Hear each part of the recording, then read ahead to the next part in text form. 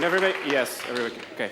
Welcome, everybody. I would first like to say thank you to the organizers. It's been a really great conference up till now, so I'm really enjoying it, and it's probably going to go on till late tonight, I guess, for a lot of people. So, yes, Rubinius, I'm secretly suspecting that the organizers have a plan because it's actually the third time somebody's going to talk about this today, so hopefully it will convince everybody to use it, experiment with it, play with it. Hopefully people have ideas also from Brian's talk about like how can we make development better in the future. So this is me. This is my handle basically everywhere. I usually claim it even if I don't use it very often in the service. This is where I work. It's in the Netherlands. It's in the middle of nowhere. I drive by cows in the morning going to work. It's a really nice place. And the question is, what am I actually going to talk about today? So there's a few things. I'm going to basically go through a bunch of like small code examples, little things that we've encountered in other people's code, but also in our own code that are either tricky, weird, or in some way interesting.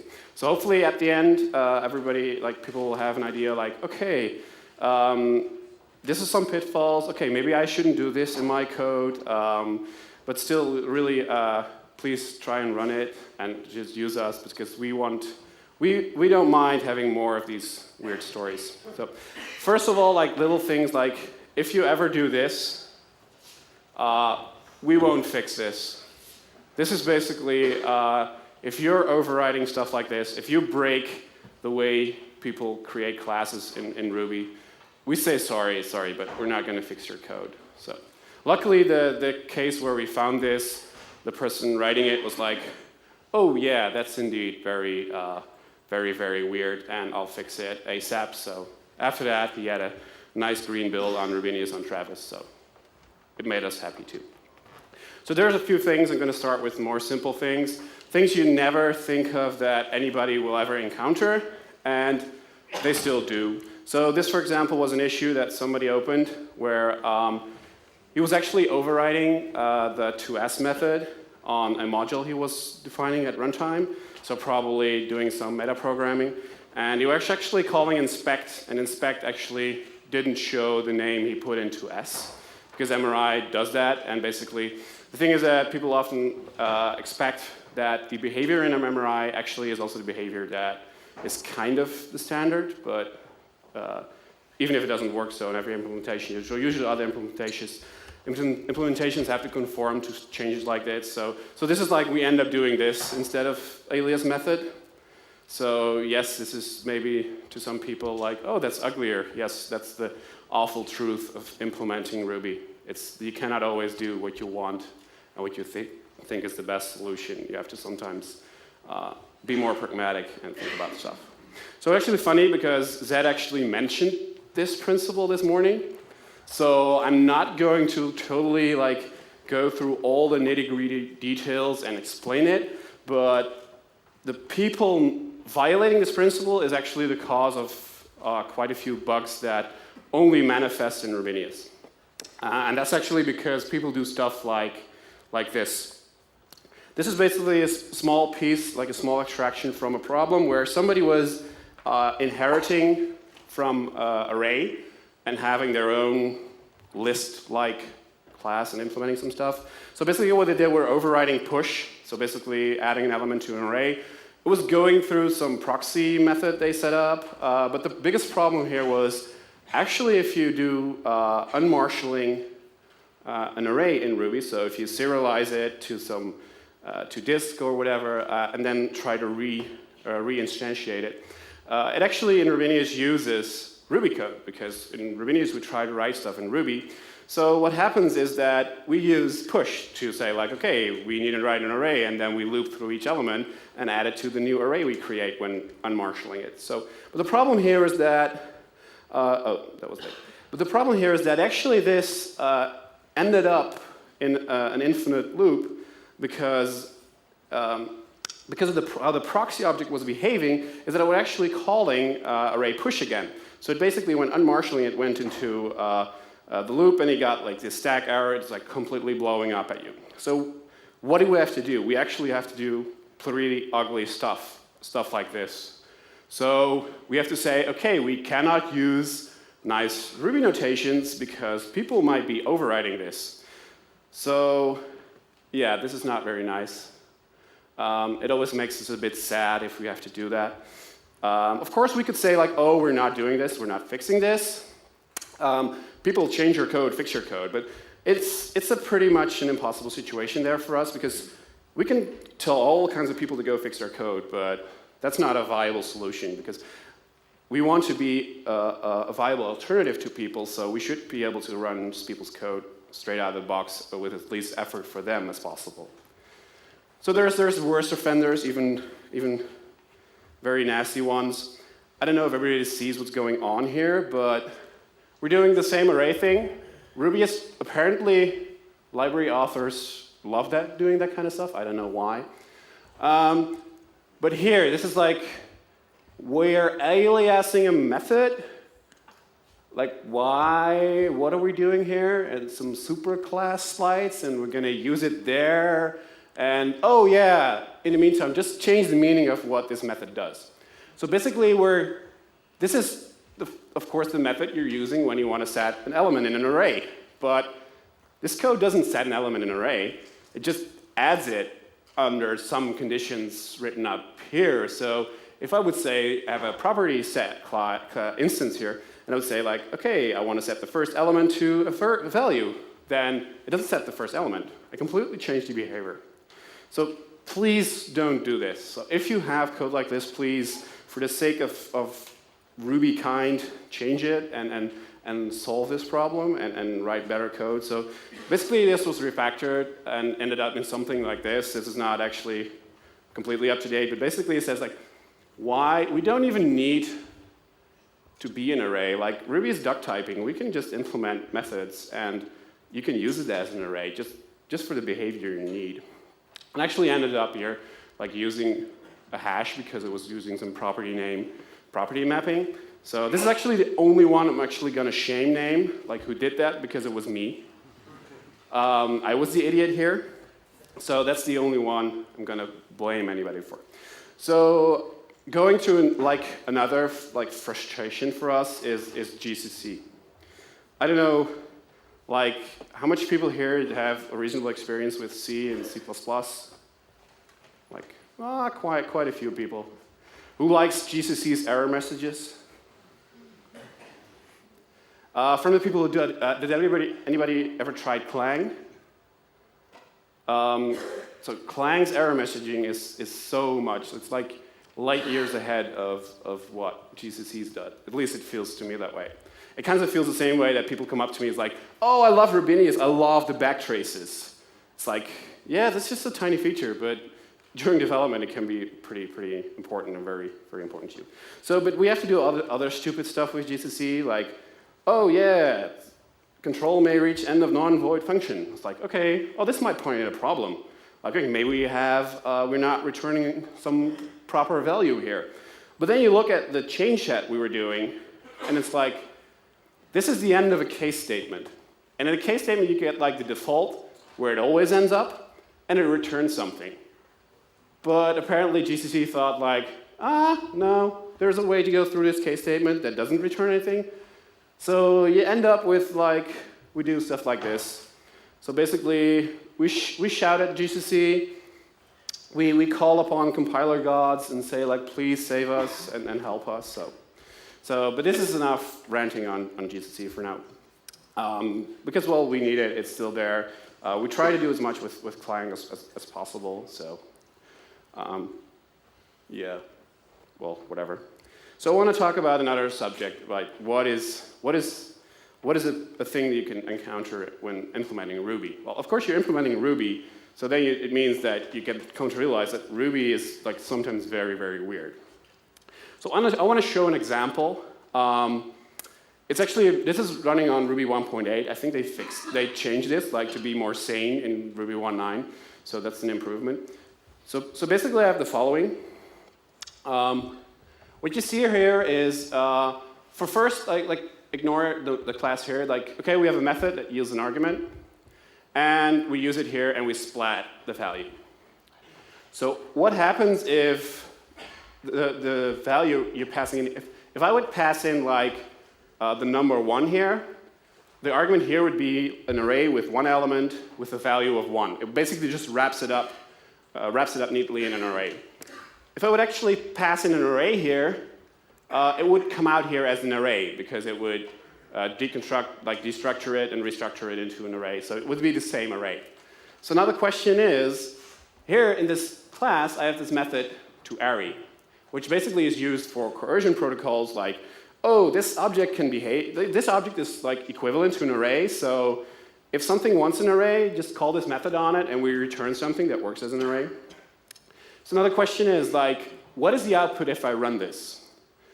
So, does it do, oh, we're here. So we end up in this method, it gets 1, and it like, here, you see it properly in an array.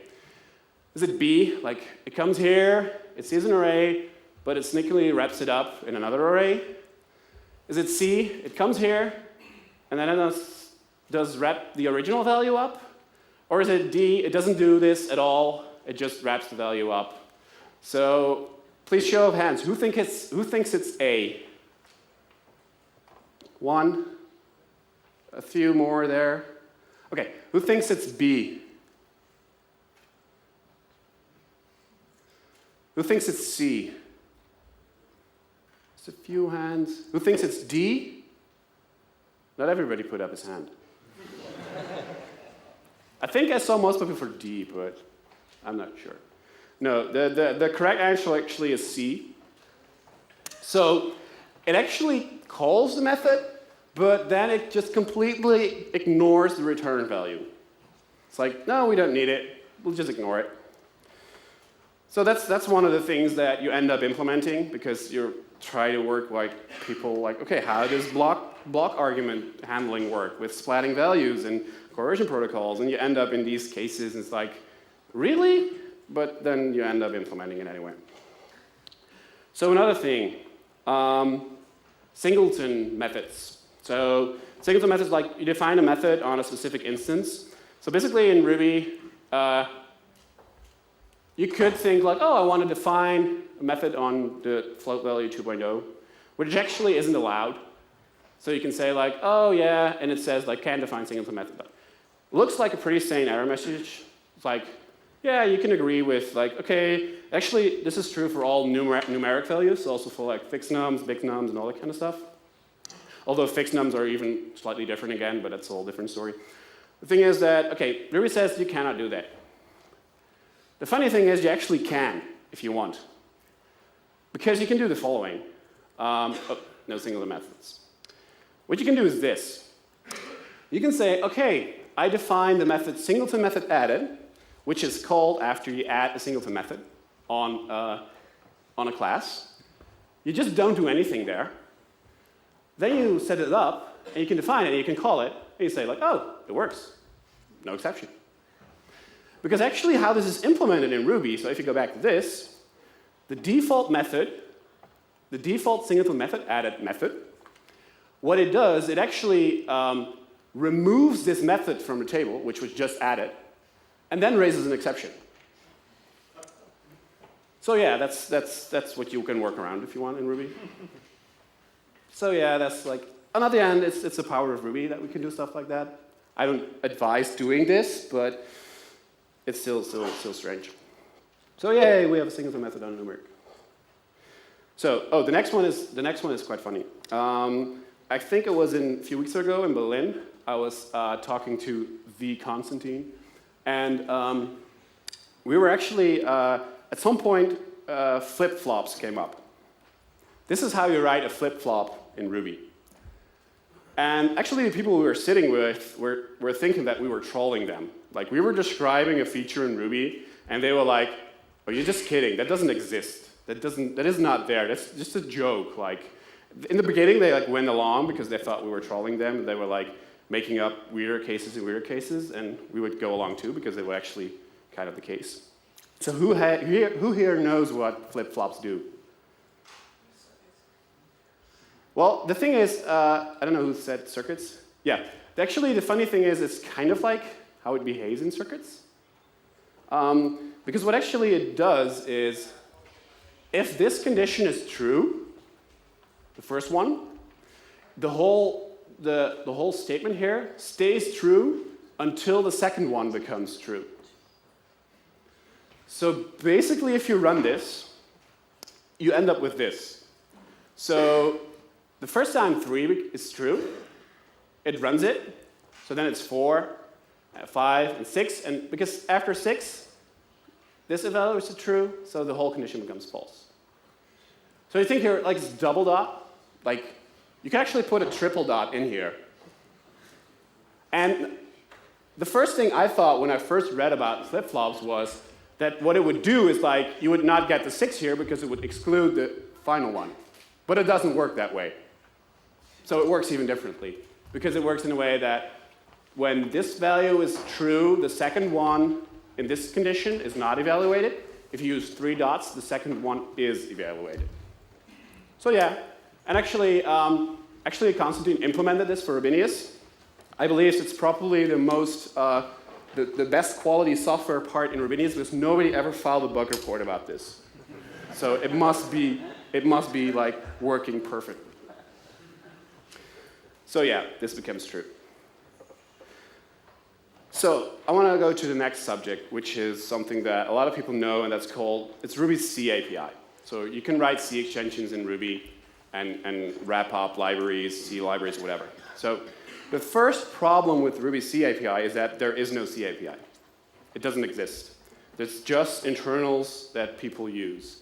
So there's like functions in there that are like, that implement like half of functionality. So you can create, for example, this function creates an object, like a data object, which is often used for wrapping up C values, so like maybe a C structure from a database driver you want to wrap up in something. So what it does, you have to pass in a class, so you have to wrap it into a certain Ruby class. Can usually be, you can use object or your own wrapper class or whatever, it doesn't matter. The funny thing is, you can actually pass in null here. So you can say like, oh, I just want to create this data object without any class. And in MRI it works. So we actually got a bug report from somebody who had an extension that actually was doing that. And the problem is like, even so this is like very internal stuff. And even in MRI, it would actually break people's code because it would like segfault later at some point, because actually there was an object with no class. And if you like, for example, inspect it, you get like this error, like terminated object. Because actually MRI thinks, oh, this doesn't look right. It's probably garbage collected, and I have some reference to it somewhere. So the thing is, like, there are more and more of these examples. So it really is sometimes annoying that people just start using them. It's like, oh, this is available, I'll use it. One of the biggest offenders usually is people accessing memory storage used for strings or array directly, because we have to work around that very hard, and it creates really slow extensions. So if you feel you're writing C extensions, you have stuff that's slow, like please ask me afterwards. Like, there are some ways on Rubinius that you can make it a lot faster, especially for string handling, by doing nice things instead of weird things in your C extensions. So actually we just ended up doing this. So actually we have less bugs here than MRI, because we said, like, if there's no class, we'll just make it object. You know, it's like, at least have something. So the next few things are actually not really about bugs from people anymore, because, well, you've got to have some positive side that actually we have like issues with certain things, of course. So one of the things is like GC. So garbage collection can be pretty hard. MRI has what's called a conservative garbage collector. So it actually does not exactly know where all objects are. And it can happen that it just scans the stack, and if it kind of looks like a pointer, they're like, oh, this is probably something that's still alive, and they mark it. And actually it can cause serious issues in certain C extensions where GCC optimizes some stuff away. So it can mean that if an object is only in existence for a very short time, and actually can be collected if it shouldn't be. We actually have kind of like a similar problem in Ravinius, but there it's like because we have to mark everything explicitly. So imagine the following situation. So there's the C stack. So basically inside each function or C++ function or C, doesn't matter, we have a stack of objects. So it could be that we have some pointer to an object because we use it in a certain piece of code. And actually it points at a certain place in memory in the heap where the actual data is located. So sometimes we garbage collect, and what the garbage collector can do in Arrhenius is actually it can move objects in memory. So first it was here, and now it's here, which is actually a very useful technique for compacting memory, so making sure your system can actually give if you go back to Zed's talk about, it doesn't return memory to the system. Well, this actually allows you to properly return memory to your system. So if you have a script or a process that needs a few hundred megabytes of memory to do some stuff, but afterwards it's done, the garbage collector comes in, cleans it up, and suddenly your process releases the memory back, and you don't get nasty issues with ever leaking processes that only grow bigger and bigger and bigger and bigger and bigger. But because of this, we have to be very careful, because if we have an object on a C stack and we do something that triggers a garbage collection, we have to be very careful because that actually can move. So what we have to do in our code is do things like here. Basically, if you look at this line, I don't know how clear it is, but this here does a send. So send is basically, it calls back into Ruby. For the very attentive people, this is actually the code that is in the first part, where it just calls to array, which is there, and just ignores the result because it's never used afterwards. It's even called ignored. So the thing is that we say, okay, this object is on the stack, because we call into Rubyland, anything can happen. So to array could, handle a web request or something. I don't know, call back to GitHub, request some data from an API, shove it into an array, and return it. I don't know, think of anything. So what it means is that if we're after this line, this object could have moved. So that's why we have to say, okay, this is on the stack, and we have to be careful about it. So this stuff like this causes bugs that cause your program to crash every once in a while, but never reliably. So if you have issues like that, please give us access to that code so we can fix cases like this and make sure that it doesn't happen on your application, and we can actually properly do that. So another thing with garbage collection is Ravinius has generational garbage collection. So we don't have one giant piece of memory where all objects live. We have different spaces, because most objects, if you write code, they don't live very long. So maybe you allocate an object in a method, and after the method returns, it's not needed anymore. So most objects die young. So what it means is that we have separate spaces for young objects, because that means we keep this small, and if it's small, you can garbage collect it much faster. It does, however, is tricky sometimes, because you might have an array here that's old, it existed for ages in your Ruby program, and at some point you create a new string and you shove it into this array. So this array now has a reference to this string. Wait, this is falling off. So what you have to do is you have to keep track of these things. You have to say okay, here's a hash which has reference to some string. So every time we set an instance variable into an object that is old, and the value we set is a new one, we have to store the value. So luckily for that, we wrap it all up in explicit setters that handle it all for us. But it means we shouldn't do here direct assignment, but we should go nicely through the setter and say okay, this is some string in US ASCII encoding. So those are things we have to be careful about when doing garbage collection. But they're not that hard. They're just, you have to pay attention. So I don't know. Sometimes it's hard for programmers to do that, for everybody, I think. So the last thing I want to talk about is concurrency. Ravinius actually has no global interpol lock. So it runs your threads in parallel. So it runs all your threads and all your code. And can actually use all the cores in your machine or your server or anywhere. But it actually has some very tricky aspects that a lot of times people don't realize, or if you see them for the first time, you're really like, what the hell is going on here? Because this should not happen if I look at my code. So one of the most important things is called out-of-order execution. I don't know, does everybody know about this stuff? Or there's a few people. So basically, imagine the following piece of code. So we have, this is somewhere in our initialization in our system. We have these 4 variables and we set them. At a certain point in time, we spawn a few threads and we have here a thread is running. And we say oh, A is 1 and B is 2. This is the other thread, another thread. It says C is 1 and D is 2. What a CPU can do, and what it will very often do because of performance improvements and stuff like that, is actually it can change the order of those things, without you knowing it, which is perfectly valid because I can do B is 2 and then A is 1. It's the same thing.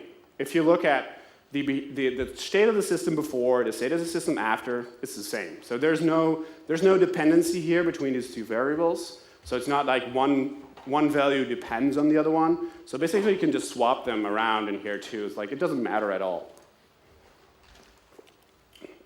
So, but the processor, of course, guarantees you that it won't get into an invalid state. There is, however, a slight problem with that because it only guarantees that for the core or the thread you're running on. So what it means that you can have, for example, the following example. So basically, I have an address, I set a street, a number, and this is some shared variable I have that other threads can see too. And I set the address. So what can this, what is the external behavior? So if you look from another thread at this thread, what can shared address be? Well, of course it can be nil. It's not initialized yet. So we're before this code. And of course it can be an address with some street and a number. Of course there's more room here, so you know what's coming. One of the things you can see is this. You can see an address without any of the other values. But you can also see an address with only a street. You can actually even see an address with only a number and no street. That can happen. Because the CPU can, this core in your CPU can basically say if I look from the viewpoint of this thread, reordering this stuff doesn't matter. It doesn't change anything. But if you depend on the fact that you either want to see nothing or everything in another thread, you have a very big problem. So this is all Ruby code. This happens in C code, of course, but this actually can happen in Ruby code too.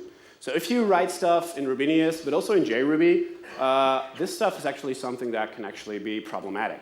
So there's some people working on Rails 4 wants to switch to default thread save mode, but they use some hashing structures for caching. So it basically means you have to be very careful about, how can we make that thread safe?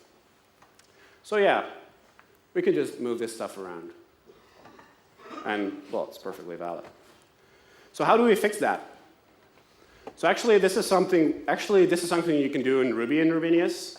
We have this method that says implement a memory barrier. And a memory barrier actually means that you tell the CPU, no, you cannot reorder this. You have to do everything here before you do it here. So that's how you kind of enforce that. And the thing is that you think okay, we do this, and then the other side doesn't have a problem. The problem is that on certain architectures, it isn't a problem. If you're on x86, this works, this is fine. But if you're on, I think, PowerPC or Itanium, you still have a problem because the memory barrier inserts ordering for this current core that it's running on, but it doesn't guarantee that the other thread, the caches, the cache routing cores, are flushed in the exact same way, so the other threads also see it. So it might be that due to differences in timing or whatever there, the other thread sees sees still a half initialized value. So the other core actually has to do a memory barrier too, in that case on those architectures. At this point, nobody uses Rubini's on that. We don't support it yet, so we don't do that, but it is an issue that is valid. So what I would like to ask from you people is please try your code. Like, we like, it may sound that we're complaining, but I kind of like have this perverted thing that I kind of like seeing these weird things and work with them and try to see if I can fix it. So this is like the best contribution that you can do at Rubini is like run your stuff. Like we want to be able to run like almost all the Ruby code out there and really be a platform for you guys to use in the future. So that is it, and thank you for your attention.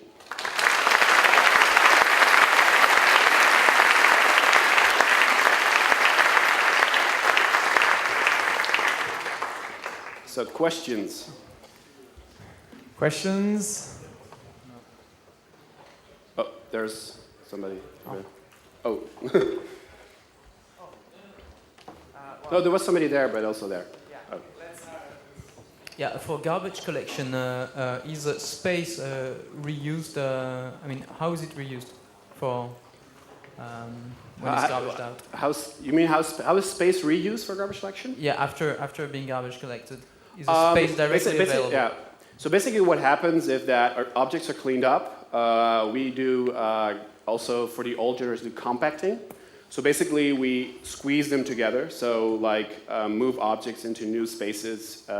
So that we have large blocks of memory that then can be released again. So we like defragment the memory to do that.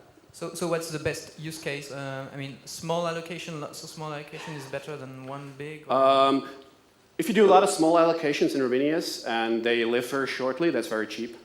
So those garbage collection cycles really take like very little time. We want to work on optimizing them in the future because we want to parallelize them or look at what can we make concurrent with the VM running and the garbage collection in a separate thread. So we want to work on that in the future. Thank you. Yep. I have a couple of questions actually. So the first one is about, I remember reading about Rubinius years ago, so I've not followed it lately.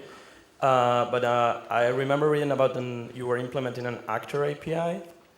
Yeah. What happened with that? Is that still something you're... There's actually an issue open because it's still in there. It hasn't been updated in a while. But I really recommend if you want to do actor-style programming to use Celluloid. Because Celluloid actually works really well in Rubinius. And I think Tony Archiera said like Rubinius is currently the fastest platform to run actors on because on JRuby, the fiber implementation isn't as fast as it is on MRI and Rubinius, and it uses fibers under the hood very heavily. So I would recommend going with Celluloid. Okay, and the other question I have is, how far is this from being production ready? I think if you're doing still have legacy 1.8 stuff, you can run it in production. We're working on finishing up encoding stuff mainly for 1.9 mode. There's a few other things. Brian has been working, I don't know if Brian's here somewhere, but he's been working very hard on encodings. Encodings are really, really hard and have a lot of tricky edge cases, and it's like, sometimes makes you pull your hair out, but that's like the biggest thing. So that's like the biggest thing we want to do before releasing a 2.0. So that's basically the answer. Okay, thanks.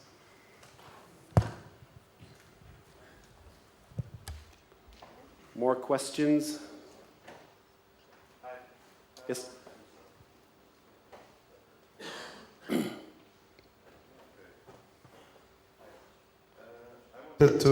Wanted to ask you, I know there's a project called RubySpec that you guys do, and I wanted to ask you if it helps with those behaviors from MRI. RubySpec is a project that actually specifies the behavior of how Ruby should behave. Yeah. For the people who don't know it.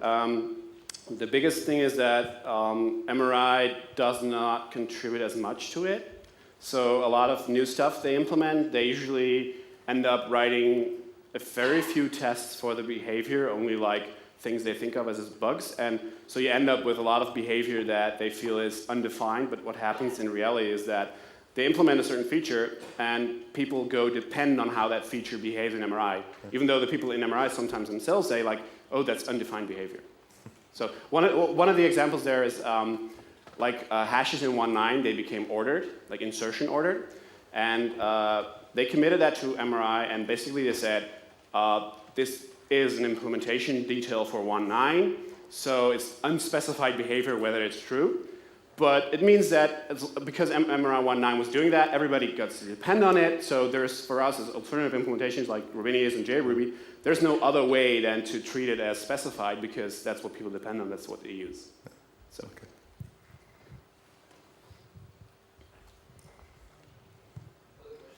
Oh, another question? I don't know how much time for questions we have, but. Still can do like one question or two more. Oh, okay. Okay, tail call optimization. Do you have it? What? Tail call optimization. No, we don't have it at the moment.